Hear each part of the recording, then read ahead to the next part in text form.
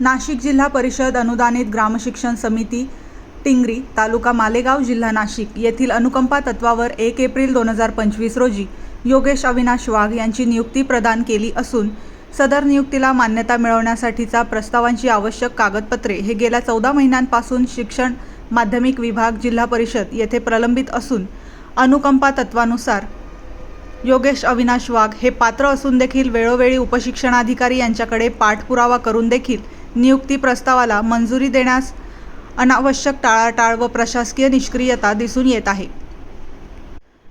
या निष्क्रियतेचा निषेध म्हणून योगेश अविनाश वाघ यांनी दिनांक 10 जून 2026 पासून जोपर्यंत मागण्या मान्य होत नाही तोपर्यंत नाशिक जिल्हा परिषद कार्यालय येथे लोकशाही शांतता मार्गाने आंदोलन सुरू केले असून शासन न्याय देईल अशी त्यांना अपेक्षा आहे। MG news Nilesh Shekokar Nashik. नमस्कार मित्रांनो, मी मालेगाव तालुक्यातील रहिवासी असून टिंगरी या गावात शिक्षक म्हणून काम करतो। अनुकंपा तत्वावर माझे वडील एक्सपायर व्हायला 15 वर्ष झाले।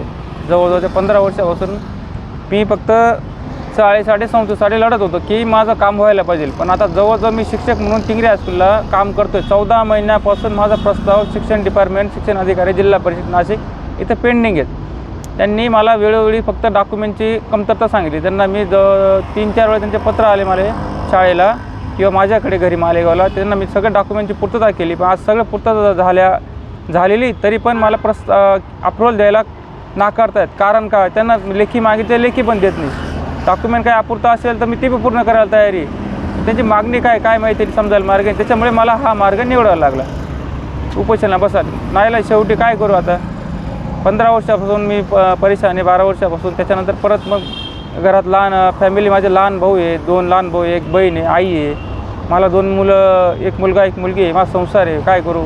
त्याच्यामुळे मला शेवटचा हा पर्याय निवडावा लागला। जर माझ्या मागण्या मान्य नाही झाल्या तर नाईलाजाने मला काहीतरी टोकाचा पाऊल उचलावं लागेल।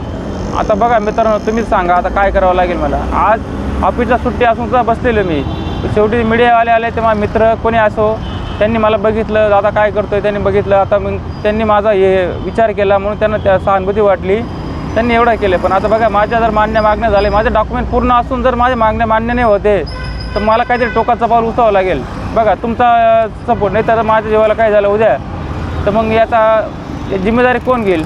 माझ्या मागे 1 मुलगा 1 मुलगी आहे, माझी बायको आहे, माझी आई आहे, माझे भाऊ आहे, बहीण आहे, सगळे वडील आल्यानंतर मोठ्या घरात मी आहे। तर मी काय करू आता तुम्हीच सांगा, नाही तर मग मी टोकाचं पाऊल घेतलं। जिम्मेदार मग अधिकारीच असू शकता। आज शिक्षण डिपार्टमेंटच मला काही सगळं क्लिअर असल्यावर फक्त एक सहीचा विषय, फक्त एक अप्रूव्हलचा, एक कागदवर एक सही करणं एवढाच विषय। आता काही सांगू शकत नाही त्यापुढे मी। तरी मला प्रशासनाने न्याय द्यावा माझी विनंती।